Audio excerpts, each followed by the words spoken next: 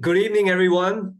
Welcome to this milestone meeting, the 25th session of Toaster Talk, a show that we've been running for the F1 fans, by the F1 fans, or as they like to call it, a bunch of fanelists discussing about F1 on the Toast Network, which has a multitude of sports that we follow. So if you're interested in tennis, soccer, cricket, or F1, you know where to be at.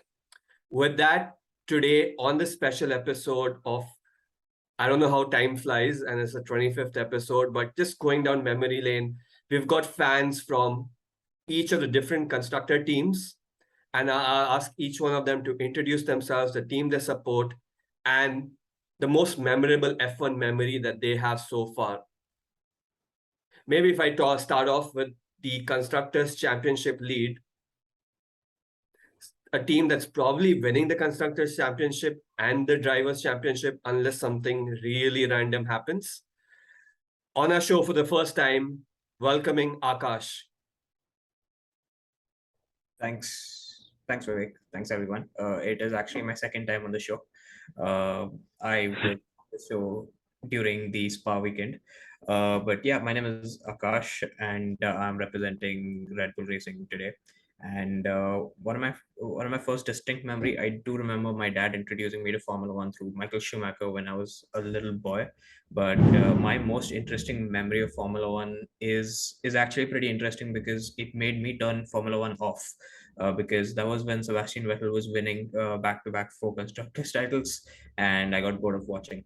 Ironically, he was from Red Bull when he was winning, and I kind of hated Red Bull. Now I like them um, because yeah, they're doing pretty well in the seasons and in the last season as well.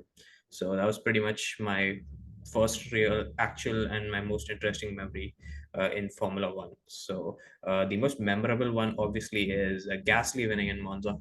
I think that was my favorite moment in for him. So Nice. And I think that's been a similar journey for a lot of folks in terms of F1 losing out on fans in that era. Then Mercedes changing the status quo, getting a lot of people excited. Then Mercedes doing what Mercedes does. So then people start getting bored again. And then Red Bull came into the play and people said, hey, here's something changing. I think that's been a formula that's been played around time and again. But thanks for being on the show, Aakash. Uh, Next up, a team that their fans are also thinking twice about. Diksharth, welcome to the show. Hi Vivek, thank you. My name is Diksharth, and yes, I have been part of this initiative, I believe, from quite a long time now. I guess around since episode 8 or 9, when Arijit like introduced me to this.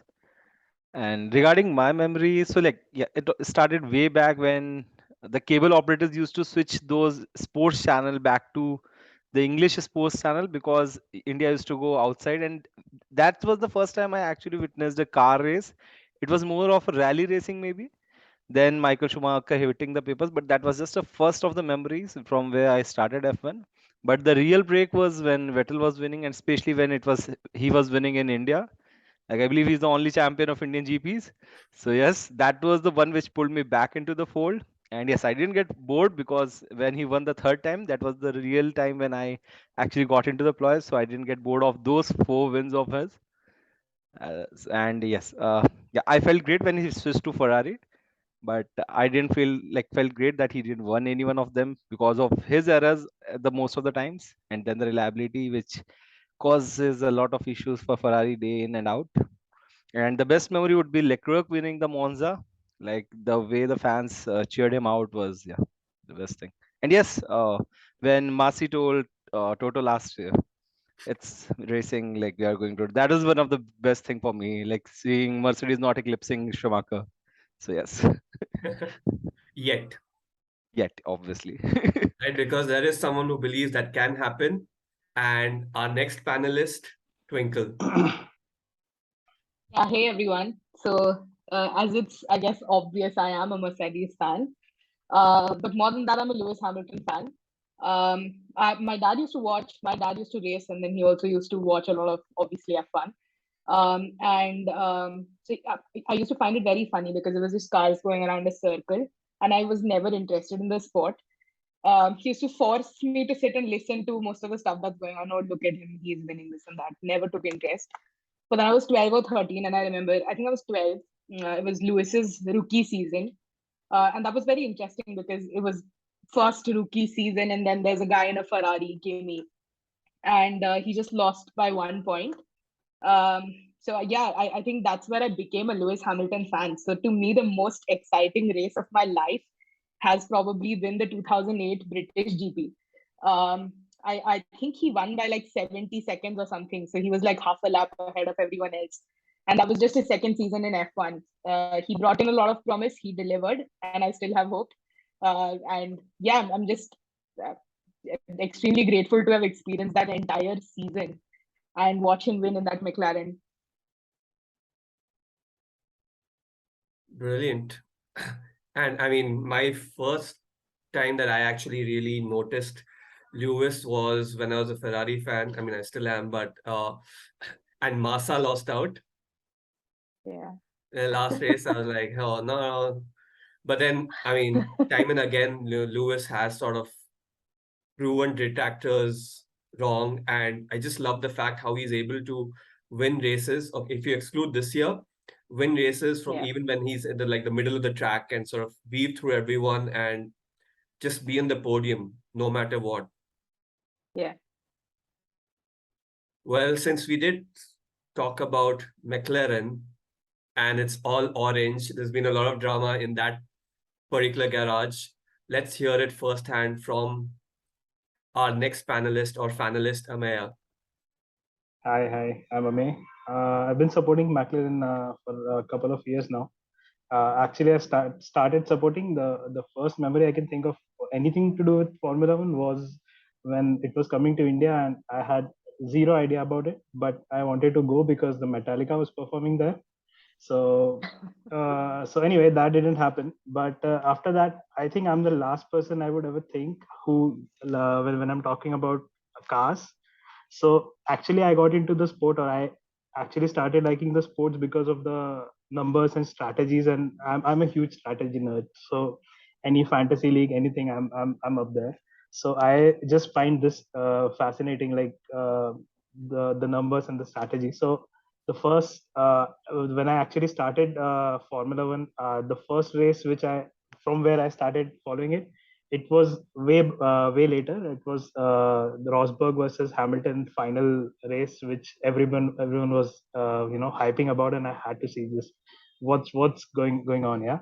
So yeah, and it was interesting. After that, I think I was hooked, and I've been constantly watching everything, and at the same time geeking about the numbers and strategy. So the best memory for me, I think I would say Circuits of the America 2018, Kimi Raikkonen last win, because he's the reason I stuck to sport so long, and he needed that win. Like that win felt such a poetic thing. Like, okay, come on, now you can, like, now you have completed it, this thing. So yeah. So but I always like any underdog. I like to cheer for underdog in any sport I follow. So naturally, it has to be McLaren for last couple of years. But so I'm hoping that will be challenging somewhere in next couple of years. This year I'm just vibing. I'm just I'm just vibing and seeing people fight out the championship and all among each other. So yeah. Makes sense. I think that should have given our viewers a clue of the age demographics of the entire panel, just based on the journey that everyone's uh, when they started off and the superstars at that point in time and how they went through about it. Since today is our 25th episode, we're just going to do something fun for our finalists. And there's a fun quiz sort of setup that I have. No buzzers, nothing. Each one of you can go up and give the answers as you feel appropriate. And as a team, let's try to crack this up. Should be pretty straightforward for our finalists here. So I'm going to quickly share my screen. And if you folks can give me a thumbs up, if you can see the screen. Yeah. Yep. Yeah. Brilliant. Yeah. So there's obviously our panelists, if anyone missed out on who's supporting whom. And with that, let's move to our first question. Guess who they Max. are? Max. So Yeah, it's Lewis, Charles, Daniel Okay, Ricciardo, yeah, and yeah, Max. four. But Ricardo. It's the bottom Yeah, left. the Ricardo fourth and one is next Ricardo. The third one is Ricardo with third Ferrari one, t-shirt. yeah. Lewis, Charles, Ricciardo, and Max. I mean, I feel like Ricardo's like got his vibes right from there, right? Like just that smile and that Yeah. mischievous this thing. I'm like, yeah, that's Ricardo. You could have put Lando's picture right up here, the current picture, and you wouldn't have noticed that. Yeah, that's why I left him out actually. Max felt a lot like Kevin De Bruyne. So there was another one of Max sitting in his dad's car, Mhm. but then he was like really tiny. So I was like, there's no way anyone's going to guess that.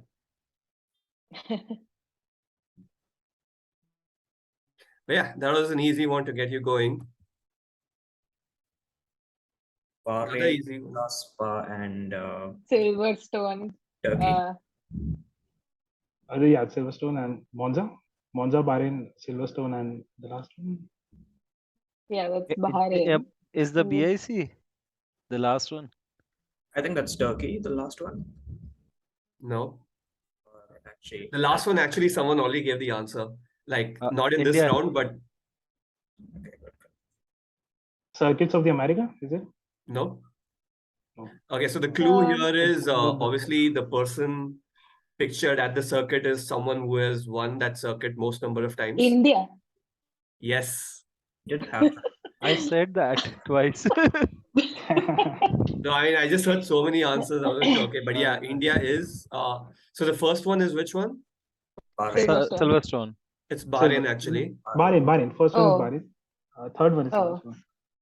Oh, even third No, one. third was one's looking not like Silverstone. for me. Third Yeah, one's it's not it's Silverstone. Third one is Spa, Francorchamps. It is Spa, correct. Yeah, and second is obviously Monza. Second one is Monza, the racetrack that we're going to see today. So when you mentioned in the previous round, right, like that India, Vettel's the only one who's won it. I was like, okay, he already knows the answer to the next question coming up. I mentioned BIC, that's why I say. Cool. So that was an easy one. So I was checking out quite a few other circuits, but it was like Schumacher, Hamilton. Like between both of them, almost all the circuits were covered. And Monza is one where both of them actually tied, having won it 5 times each. You could have gone with Zandvoort. Then you would have received like old entries only. Yeah, but the thing with Zandvoort, I looked at it, it didn't have a very interesting image. Okay, this one's a fun one, group activity. Okay, so first of all would be AlphaTauri. Alfa Romeo, actually. Yeah, AlphaTauri. Then it will be No, Alpine. Alfa Romeo will be first. Alfa Yeah, Romeo will be AFA, first. Yeah. Alpha Tauri, Alpine. Alfa Alfa Romeo, Alpine. Alfa Tauri, Alpine. Has Aston Martin. Aston Martin is also there. Aston sorry. Martin, yes. Aston Martin. Then it would be Ferrari. Ferrari, yeah. Yeah. Then it would be Haas.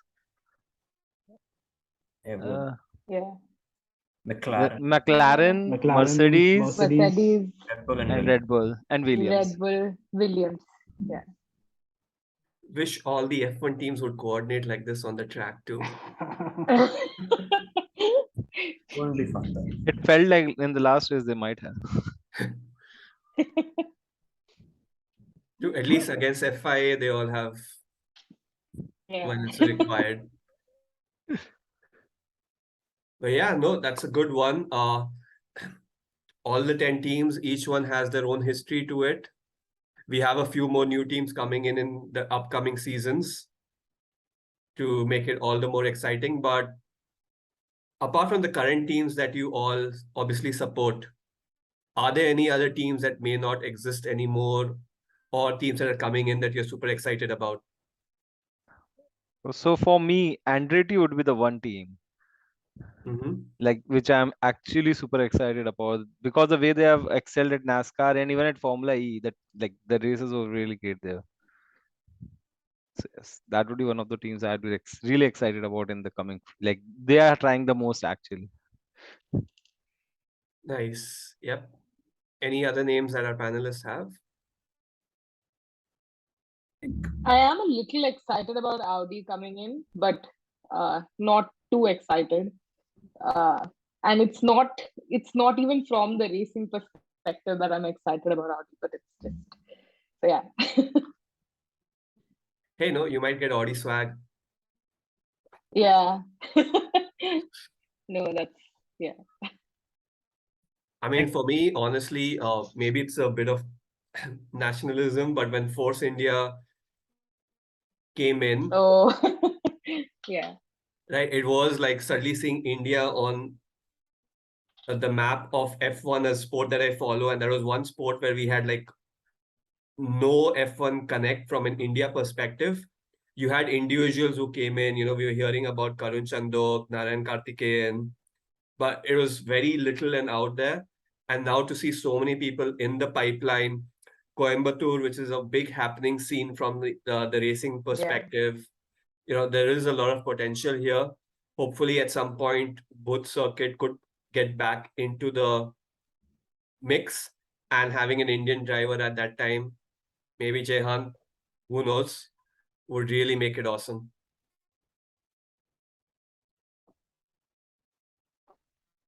But yeah, having said that, let's go to the last one, which is anagrams of racing drivers. Sebastian Vettel, obviously, first one. Pierre Gasly, third one. Yeah, third is Yuki Pierre Fernando Gasly, Alonso, the second Yuki. one, Yep. Yeah, Fernando Alonso and Yuki and third Tsunoda. Suki Yuki Tsunoda. Fourth Tsunoda. one. Non-Arsenal food. Okay. Yep, those were, and hopefully those flags help, because first I was like, how do I make this a little more easier? Translating but non-Arsenal food Yuki into Fernando Alonso would be tough. Yuki Tsunoda was quite, the anagram was quite relatable. Audio nut.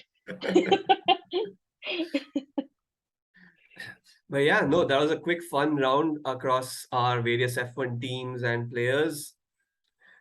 Moving into our next section, I do want to hear, like, from a perspective of a fan of each of the constructors that we have lined up, what are your thoughts on the season that's been so far, and how does Monza look for your teams and your drivers? We can probably start with Ameya.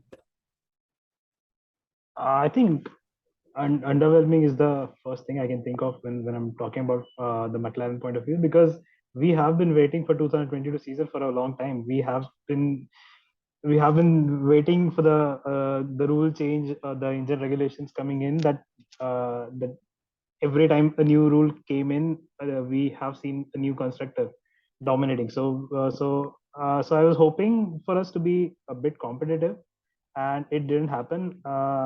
And especially from Daniel Ricciardo's perspective, because I really wanted, after after him leaving Red Bull and after Alpine and all, the Renault. I wanted him to do well in McLaren, and it seemed like, on paper, it seemed like a good partnership between him and Lando, and it didn't, live up to its billing. So it was an underwhelming.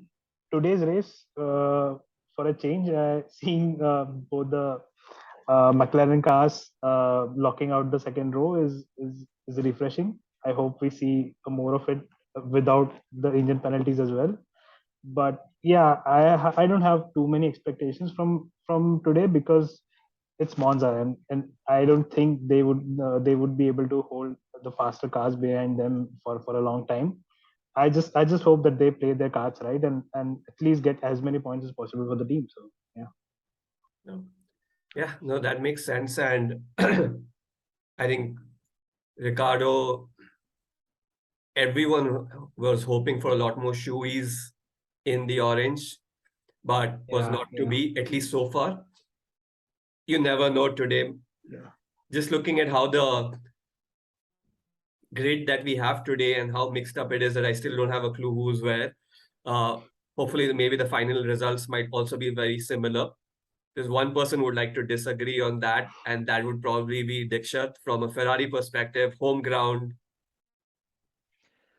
So yes, when the last season ended, it was on a very high note because Ferrari was not anyway doing great because of the penalty they have received, and even after the end, uh, like Binotto mentioned that there won't be like expectation of being a leader on the grid, but there will be certain improvements for so that they can at least compete in a better manner and not just be opportunists. And they delivered on that promise since the day one. And yes, just they gave us more dreams by giving us the victories in the first 3 rounds, and then it was all the downhill, the reliability issues, the pit stop calls, the miss strategies of Binotto, the plan B, which is famous in YouTube comments. So yes, all in all, we we were never given the hope of being a leader, but still we were given the dreams when we started the season, and that's why we started like living a higher hope. And regarding Monza today, yes, we are on a greater point. Yes, we are going to have a fend off with Mercedes since Russell is there and Charles is a bit optimistic on making mistakes when under pressure. So things might happen either way, but yes, fingers crossed. If there is someone who feels that they might jinx the race by watching, like whenever they see Ferrari racing, so yeah, I request them please don't. Today is Monza, so just for the like sake of Italian fans, if you can. But yes, seeing Leclerc win again in Monza would be a great scene and would be a positive note even for Binotto, I believe. There's a lot of pressure on him, but I was reading somewhere that he is up to 2026 to win a championship. That's his KPI. Speaking of KPIs, and one of the most, I think, fittest team principles that we have, right? And who's got a lot on his plate this year, especially after the last few years. Twinkle, what are your thoughts on the Mercedes bandwagon? So I don't think anybody's at this point of the season. I don't think anybody's aiming for either of the world championships or you know a constructors championship or the drivers world championship. That being said, we did see quite a lot of positive changes last race.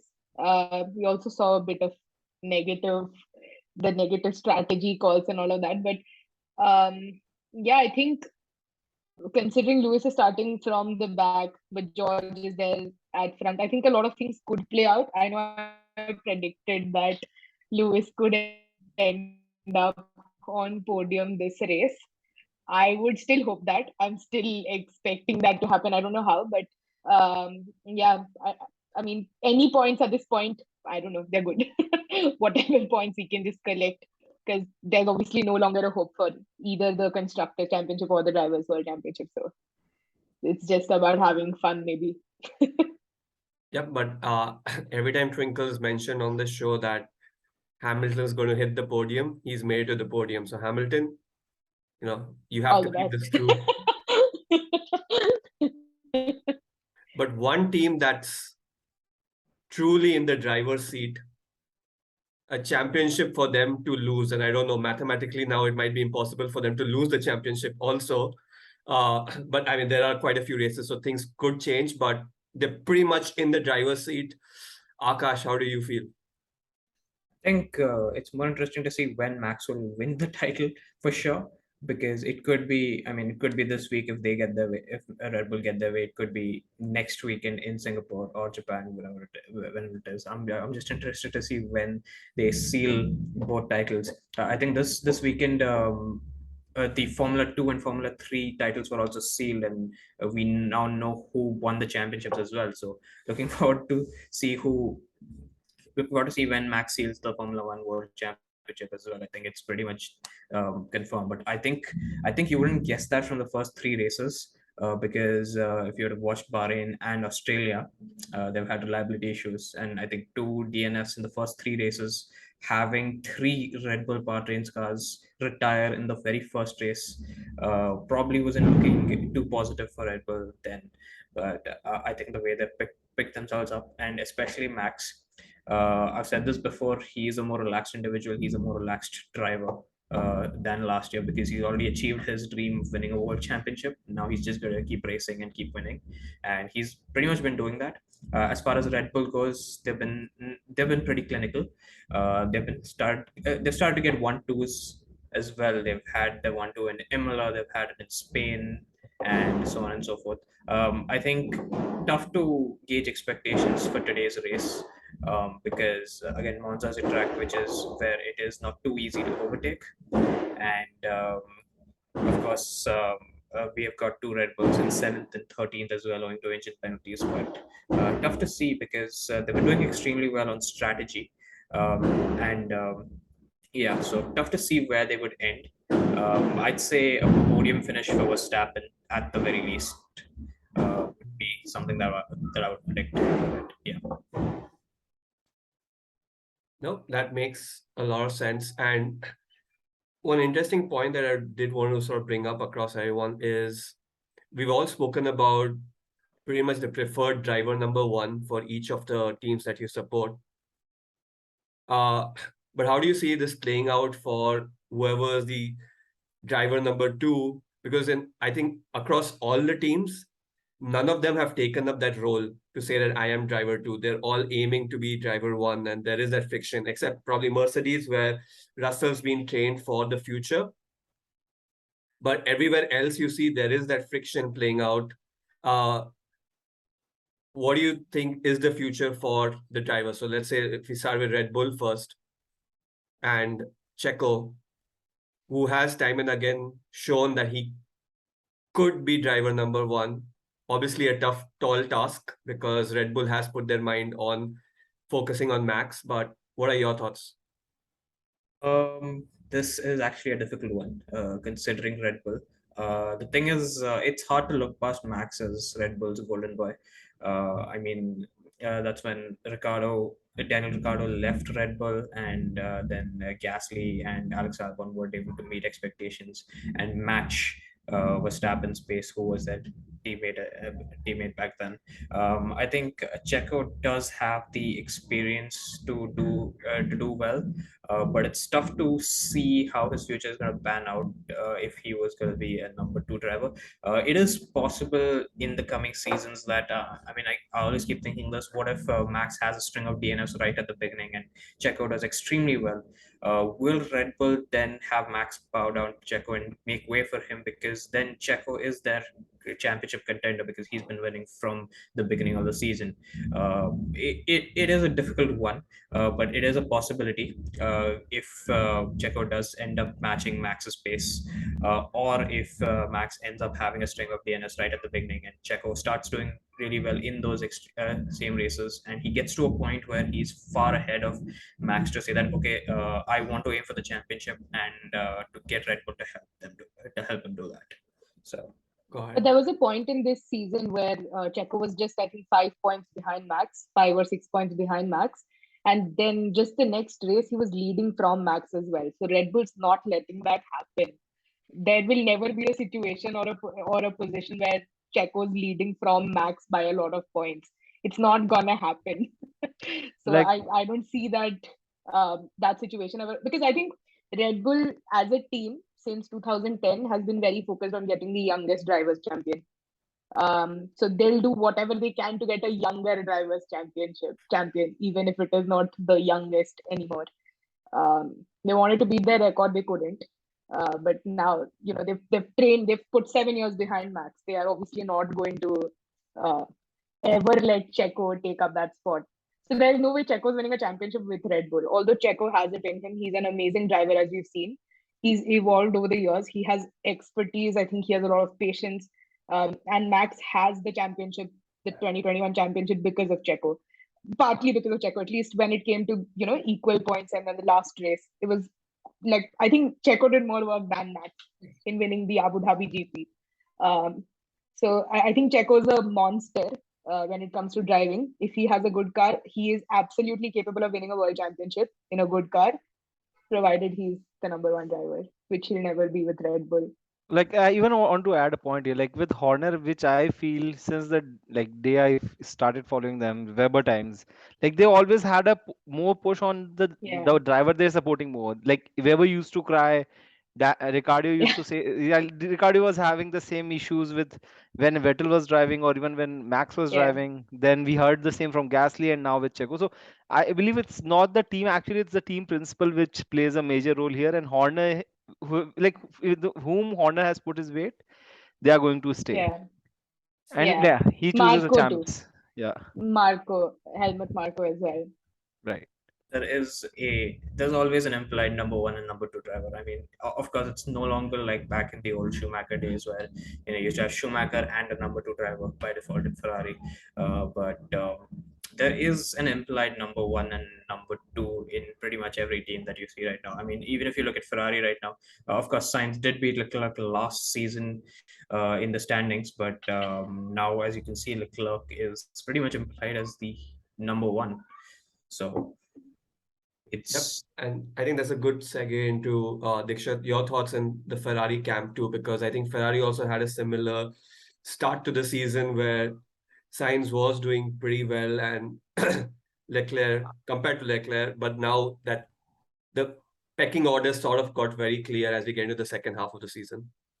So what I feel, if it would have been Arabian times, like the earlier race principle for Ferrari, it would have been a clear Leclerc number one, because he had been a loyalist since day one. He was FDA driver, F3, F2, F1, always a Ferrari guy. So he might would have been a like number one, and he would have never let Sainz do his work or go his way he normally goes. But with Binotto, I feel he's a bit soft, and he let Sainz do his things at times as well.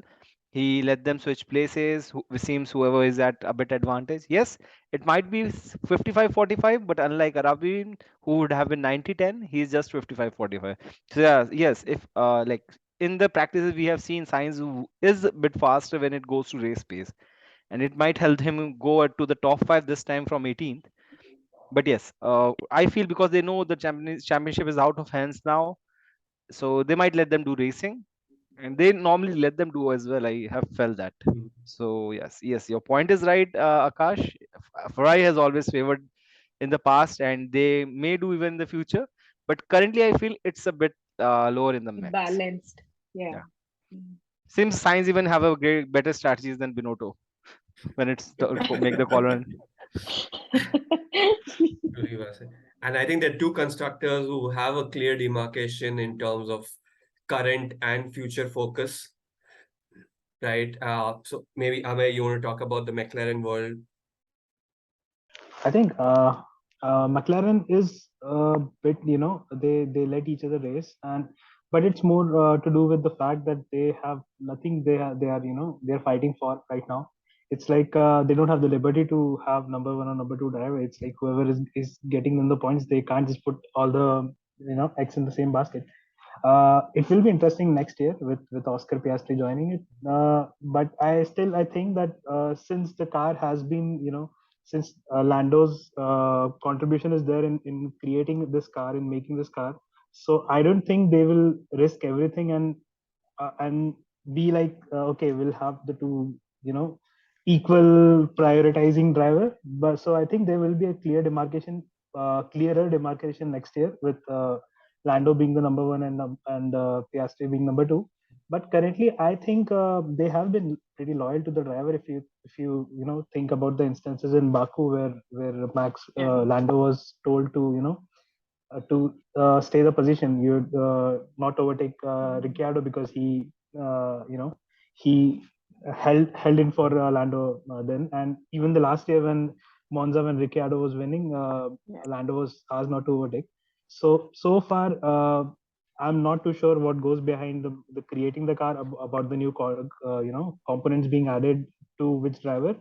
But when I'm talking about strictly on the field, it looks a pretty balanced number one and number two driver. So I think it will stay on to an extent next year, because McLaren is not does not have the liberty to put all the eggs in one basket. And if they just need to get all the points they possibly can from the given positions. So yeah, it would be interesting next year. Nevertheless. Yep. No, that I think when you have not much to lose for, you can push the most. And maybe that's a situation Mercedes is at. Yeah. But I mean, this season, do you really think they have a number one driver?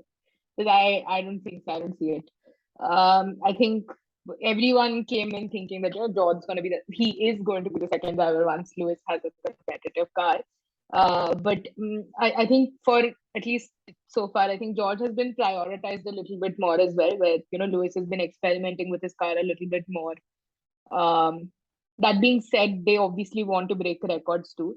They obviously want that 8th World Championship. Lewis has to be at, because I don't see anyone else getting like 8 World Championships anytime soon. So Lewis has to be the top of the order just by that measure alone. So yeah, I think next year if next year if they have a competitive car, I think they would again be prioritizing Lewis. He will be the first driver because George is the future plan. And we've always seen Mercedes kind of play out like this. They take one experienced driver. They had Schumacher and Nico. Nico was their focus. Then Lewis came and Lewis proved his mettle. And then Lewis became the primary driver. And then, yeah. So they've always done this. They've always trained their drivers. I think they have a very stable plan. They don't really let go of the drivers so easily. So I think George is in this for a long time as well. He's going to get trained well, depending on how well he can perform. Got it. Cool. I think obviously what it sounds like is 2022, all the teams have now started focusing towards 2023, with Red Bull pretty much having everything down in the bag. We'll find that out soon as the Monza race starts off in a few minutes. So I'm going to let all of you go soon. But thank you for coming up for our show time and again, right? To help us get to 25 and hopefully we get to 50 and a lot more, to just hearing all the different aspects, perspectives that play out in this wonderful game called F1. While the cars go round and round and round, as Twinkle said, there is so much more to that round and round and round, whether it's the man, the machine, or the strategy and the combination of it all. So once again, thank you all of you for being on the show. Our viewers, thank you for viewing. Drop down in the comments any thoughts that you have about the topics that we've discussed, things that we should be discussing on, and please like, share, and subscribe. Once again, thanks everyone and best of luck with Monza. Thank you.